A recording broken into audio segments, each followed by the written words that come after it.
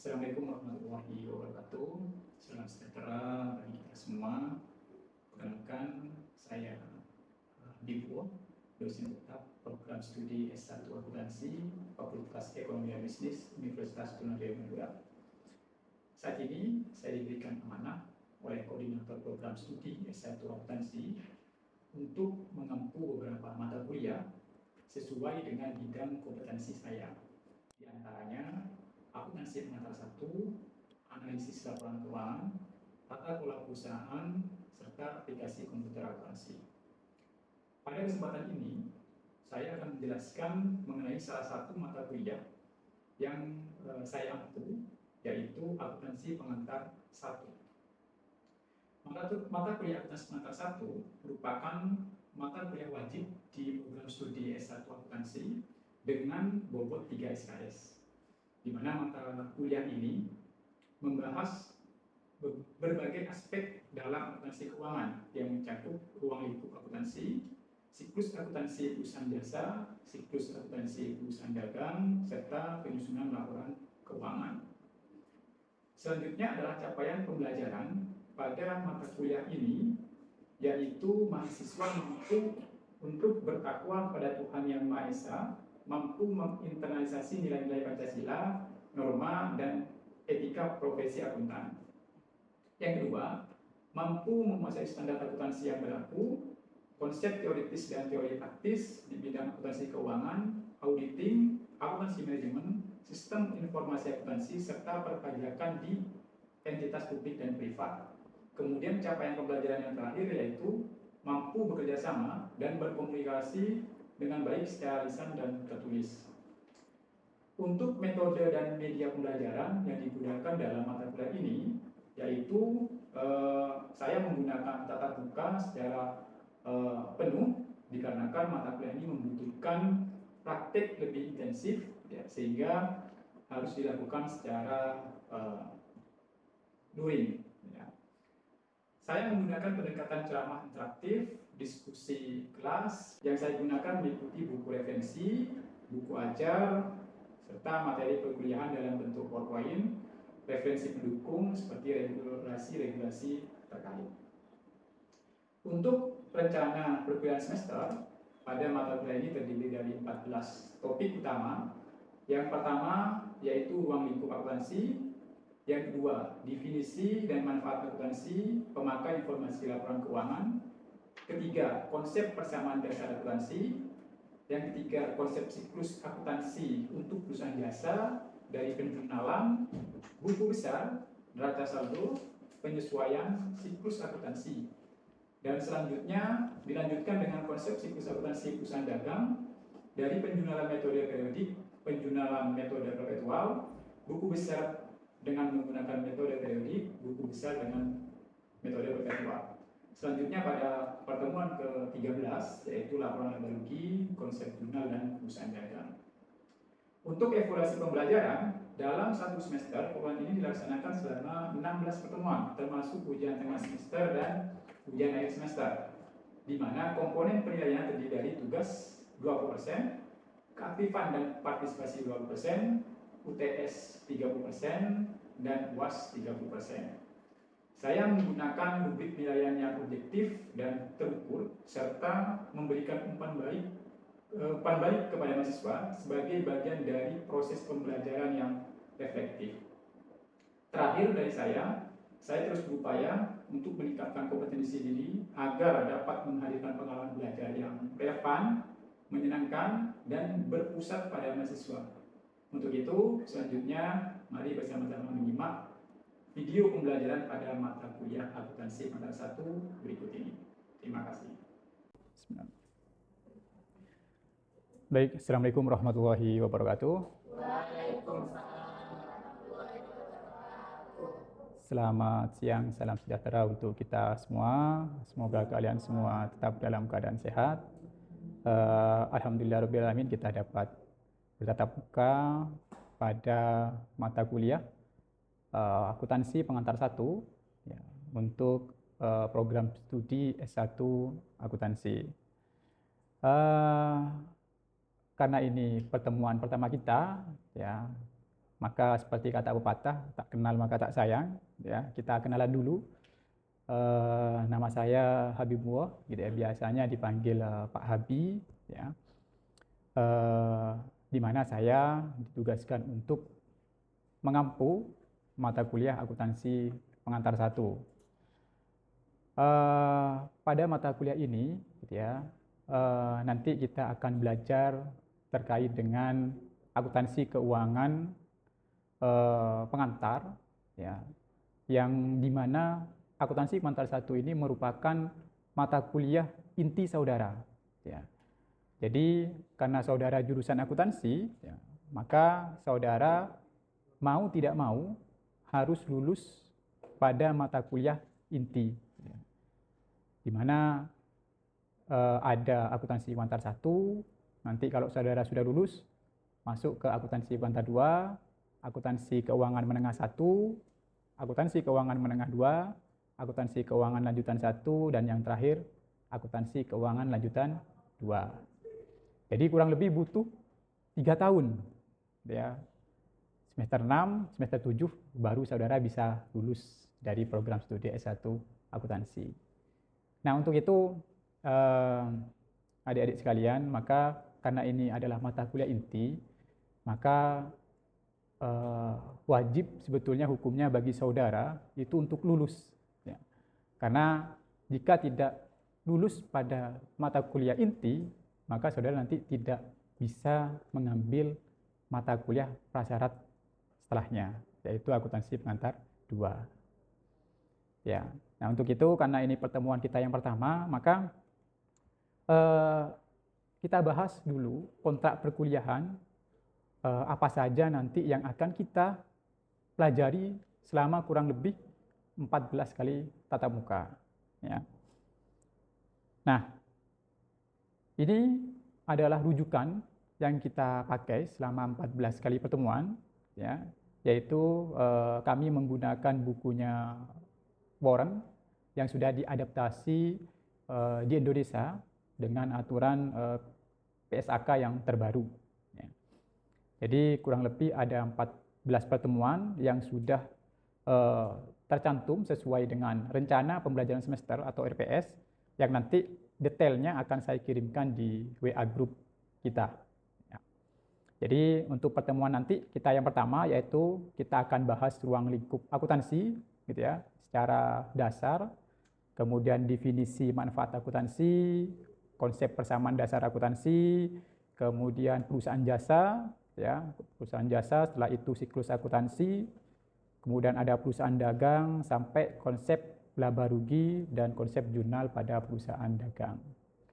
Jadi kurang lebih itu rangkuman untuk mata kuliah akuntansi pengantar 1. Nah, selanjutnya setelah materi ada komponen penilaian, ya, di mana dalam akuntansi pengantar 1 ini detail untuk komponen penilaian seperti yang tercantum pada slide yang ada di depan. Yang pertama untuk tugas, presentasenya itu 20%, kemudian partisipasi 20%, UTS 30% dan UAS 30%. Jadi totalnya semua 100%, gitu ya. Jadi nanti dalam perkuliahan kita ya tentu biasanya setiap pertemuan akan saya berikan tugas yang harus saudara kerjakan dan biasanya nanti akan kita bahas di pertemuan selanjutnya, ya. Nah, selanjutnya ini adalah bobot penilaian untuk saudara mendapatkan nilai tertinggi atau A, ya. Maka sebetulnya saudara kalau mau mendapat nilai A itu cukup 80 saja, ya, nggak usah sampai 100, gitu ya. 80 cukup untuk mendapatkan nilai A. B+ itu 75 sampai 79,9 dan seterusnya. Saya rasa di panduan akademik juga ada, ya. Yang terakhir yaitu terkait dengan tata tertib perkuliahan yang harus saudara patuhi selama perkuliahan saya di akuntansi pengantar 1, yaitu yang pertama pakaian rapi dan sopan, tidak diperkenankan untuk menggunakan kaos dan sandal, jadi harus bersepatu, ya. Kemudian batas minimal kehadiran 80%, karena ini sudah aturan universitas dan fakultas, maka saudara harus mematuhi. Dan yang tidak kalah penting, untuk tata tertib yang terakhir, yaitu terkait dengan pelanggaran etika. Ya, karena akuntan itu harus jujur, maka mau tidak mau segala bentuk pelanggaran etika dalam perkuliahan saya akan mendapatkan nilai E. Sampai di sini sudah jelas? Jadi itu kurang lebih untuk kontrak perkuliahan akuntansi pengantar 1. Maka selanjutnya kita masuk kepada subbab yang pertama, yaitu tentang ruang lingkup akuntansi. Ya.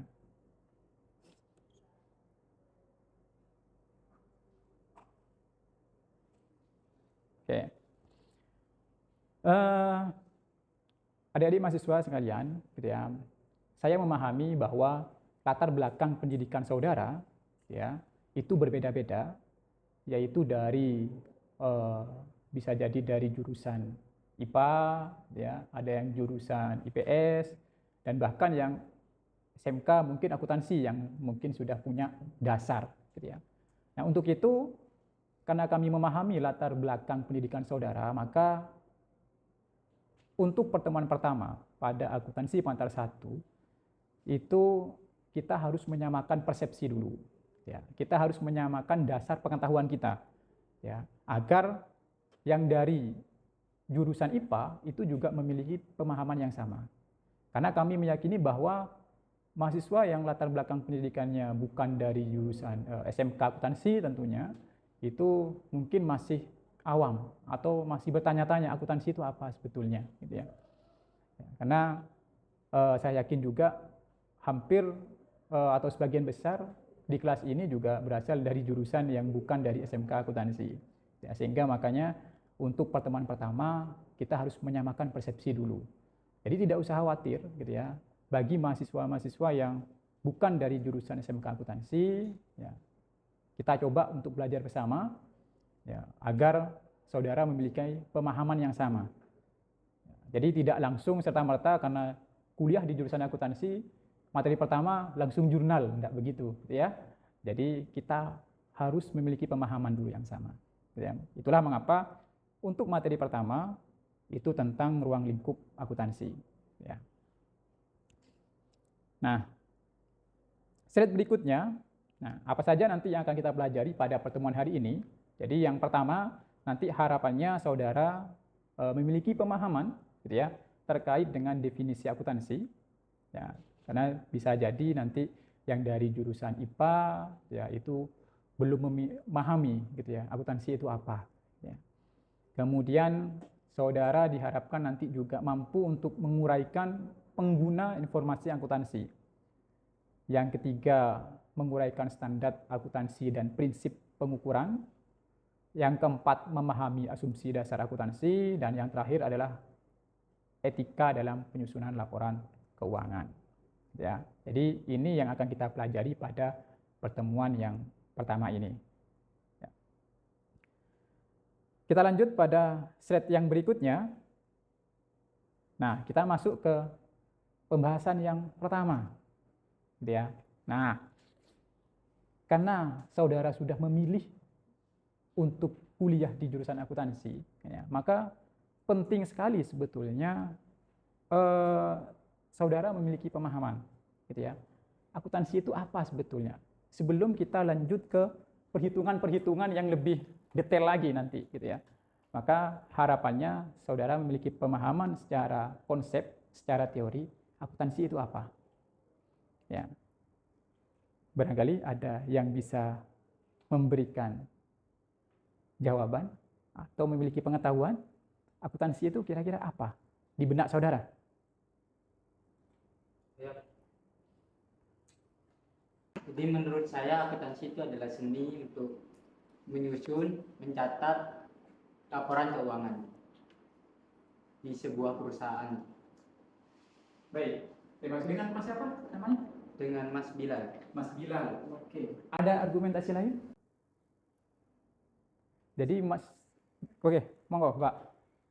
Jadi akuntansi itu merupakan proses pencatatan keuangan yang dimana pencatatan itu akan digunakan sebagai informasi untuk proses pengambilan keputusan suatu perusahaan.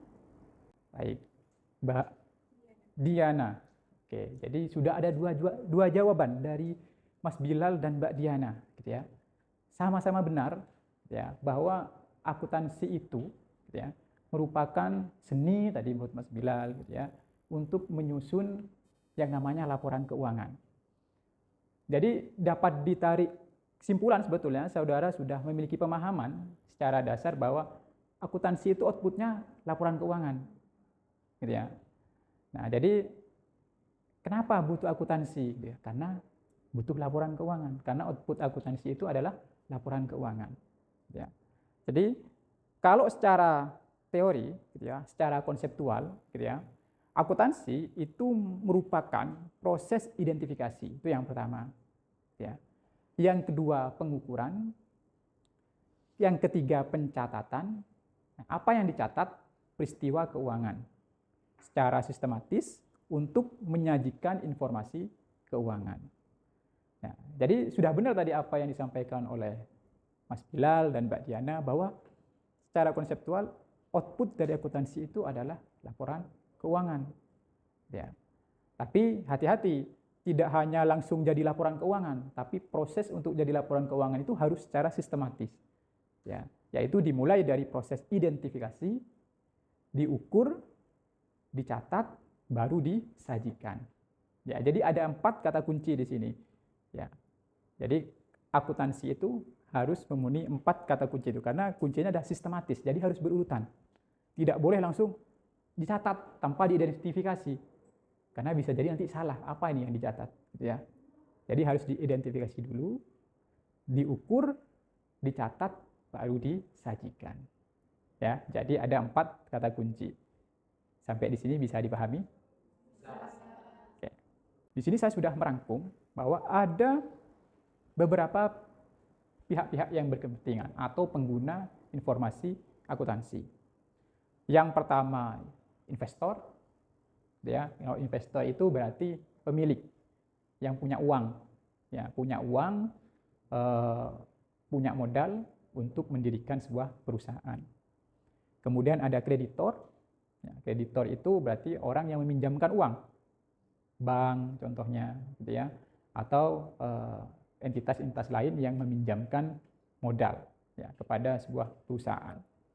Kemudian ada pemerintah di sini. Ya, pemerintah ini di sini kepentingannya adalah dalam hal perpajakan misalnya. Ya. Kemudian masyarakat sekitar untuk pertanggungjawaban sebuah perusahaan atau entitas. Kemudian manajemen atau pengelola.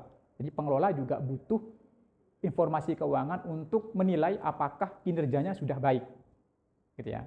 Karena nanti informasi keuangan atau laporan keuangan itu menggambarkan kinerja dari sebuah perusahaan itu.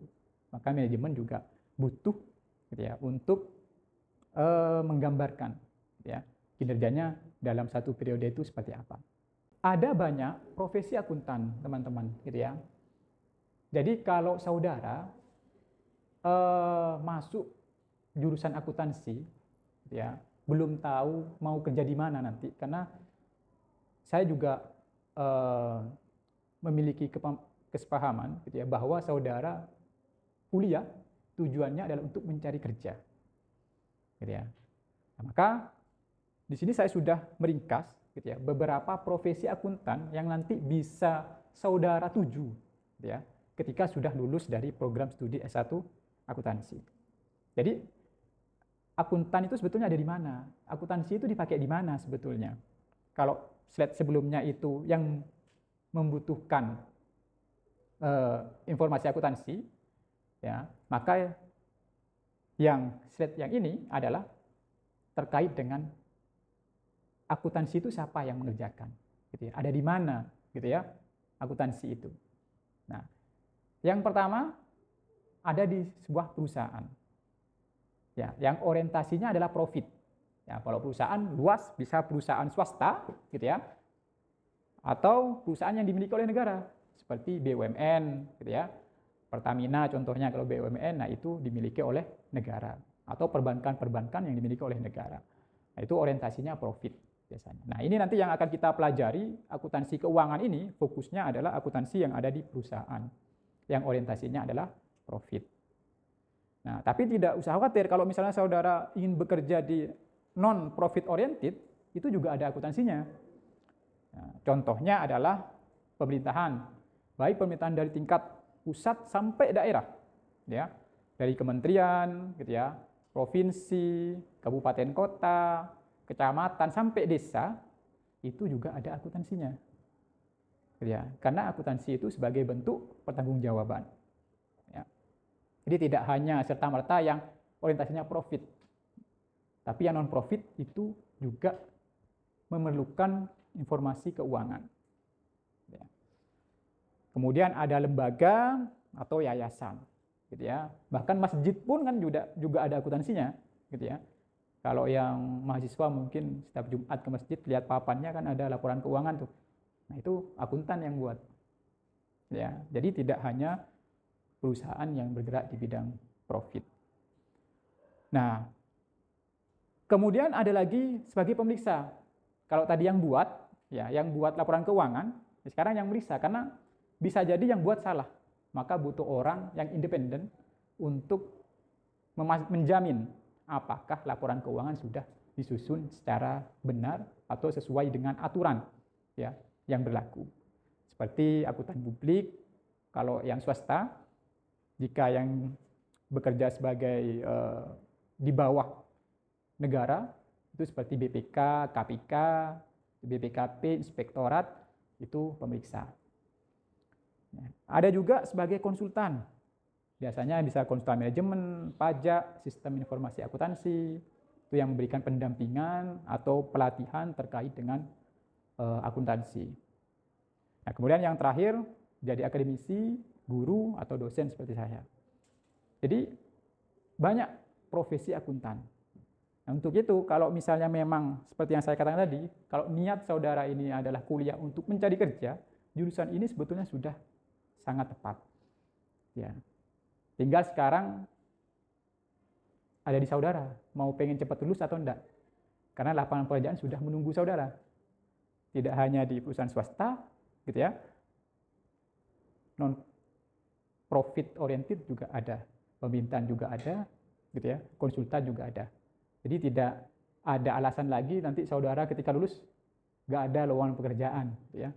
Profesinya banyak, tinggal saudara mau atau enggak. Itu sekarang problemnya. Selanjutnya adalah aturannya, gitu ya, bahwa akuntan itu membuat laporan keuangan kan harus ada aturannya. Tidak boleh asal buat laporan keuangan, gitu ya, ketemu labanya sekian, tidak boleh. Harus ada aturannya, gitu ya. Maka di Indonesia ya, itu kita menggunakan standar yang sudah diadopsi dari IFRS atau International Financial Reporting Standard. Itu ada yang namanya SAK, gitu ya. Maka sebagai akuntan, saudara tidak boleh hanya sekedar buat laporan keuangan, ya, tapi melanggar yang namanya aturan yang berlaku. Maka kita tetap harus ada aturan. Ya, kenapa harus ada aturan? Agar nanti pihak-pihak yang berkepentingan yang menggunakan informasi keuangan itu dapat membandingkan, ya, antar laporan keuangan yang satu dengan yang lain. Ya, jadi harus seragam. Perusahaan A dan perusahaan B harus seragam buat laporan keuangan. Jadi nanti bisa dibandingkan. Kalau tidak seragam susah. Ya, sehingga butuh yang namanya aturan. Itulah mengapa kita membutuhkan yang namanya standar. Asumsi dasar akuntansi yang harus saudara pahami ada 5. Yang pertama, entitas ekonomi, kelangsungan usaha, unit moneter, dan periode waktu. Ini yang harus saudara pahami bahwa kenapa ada akuntansi. Yang pertama, karena ada entitas ekonomi. Apa itu entitas ekonomi? Bahwa perusahaan itu harus terpisah dari pemilik. Ya, jadi tidak boleh digabung, adik-adik. Jadi kalau punya perusahaan, maka aset perusahaan ya aset perusahaan. Jangan digabung dengan aset pribadi. Gitu ya. Kalau bebannya perusahaan ya bebannya perusahaan. Beban pribadi tidak boleh. Itu maksudnya entitas ekonomi. Jadi harus terpisah. Ya, jangan saling mengakui, gitu ya. Kemudian yang kedua, ada kelangsungan usaha. Jadi ada konsep going concern dalam asumsi dasar akuntansi bahwa perusahaan itu akan terus hidup dan akan terus berkembang, ya, sampai seterusnya. Jadi kalau misalnya memang niatnya hanya mendirikan perusahaan hanya untuk 1 periode, nggak usah buat laporan keuangan, nggak apa-apa. Ya. Tapi karena niatnya itu untuk seterusnya, maka perlu yang namanya laporan keuangan sebagai bentuk pertanggungjawaban kepada pemilik modal. Ya. Yang ketiga, unit moneter. Jadi dalam akuntansi harus menggunakan 1 mata uang. Kalau misalnya mau disajikan dalam 2 mata uang, tidak apa-apa, cuma tidak boleh dicampur. Misalnya nih, aset pakai rupiah, kemudian kendaraan pakai dolar, tidak boleh. Kan tidak bisa dijumlah. Ya, jadi kalau mau rupiah, rupiah semua dulu. Nanti kalau mau dikurskan ke dolar, buat yang versi dolar. Intinya tidak boleh dicampur. Ya, buat laporan keuangan itu rupiah, rupiah semua, dolar, dolar semua. Ya. Dan yang terakhir, teman-teman, yaitu tentang periode waktu. Jadi dalam akuntansi itu harus ada periode waktu yang jelas. Makanya dalam 1 periode akuntansi yaitu adalah 1 tahun. Kemudian yang terakhir, yaitu terkait dengan etika akuntan yang harus dimiliki, yaitu integritas, profesional, objektif, kompetensi, dan kehati-hatian. Yang terakhir adalah kerahasiaan. Jadi saudara nanti sebagai akuntan, teman-teman, itu harus tegas dan jujur. Itu yang pertama. Ya. Yang kedua harus profesional. Kalau profesional itu harus mematuhi aturan yang berlaku, mematuhi SAK, kemudian aturan-aturan dari Kementerian Keuangan, itu saudara harus patuhi. Kemudian objektif, tidak boleh subjektif. Jadi harus independen. Kalau misalnya nanti saudara meriksa perusahaan yang ada kerabat saudara, tetap harus objektif, tidak boleh subjektif. Ya. Kemudian harus hati-hati. Hati-hati ini kaitannya nanti saudara harus memiliki kompetensi. Jadi meskipun saudara lulus dari program studi S1 akuntansi, tetap harus belajar. Karena bisa jadi aturannya berubah, SAK-nya berubah.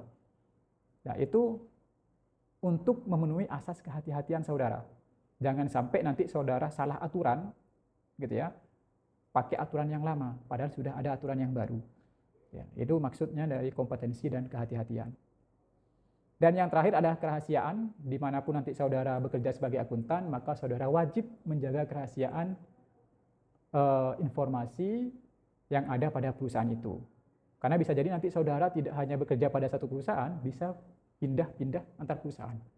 Maka informasi yang ada pada perusahaan yang 1 dan yang terakhir, yang kedua, ketiga, ketika saudara pindah-pindah perusahaan itu tidak boleh dibawa.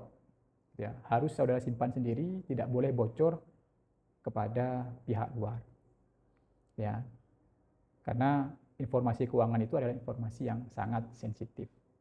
Jadi itu kurang lebih prinsip terkait dengan etika akuntan. Saya rasa itu untuk pertemuan kita hari ini. Sebelum saya tutup, mungkin saya sampaikan sekilas, gitu ya, tentang materi kita hari ini, gitu ya. Jangan sampai lupa, ya. Yang pertama terkait dengan akuntansi, ya, bahwa definisi akuntansi tadi seperti yang dijelaskan oleh teman saudara, gitu ya, bahwa akuntansi itu merupakan proses, gitu ya, untuk menyusun sebuah laporan keuangan. Di mana dalam menyusun laporan keuangan itu kita harus memiliki etika yang bagus sebagai akuntan, ya, di mana kita harus memiliki integritas, profesional, objektif, hati-hati, dan menjaga kerahasiaan. Jadi itu saja mungkin dari saya. Tapi sebelum saya tutup,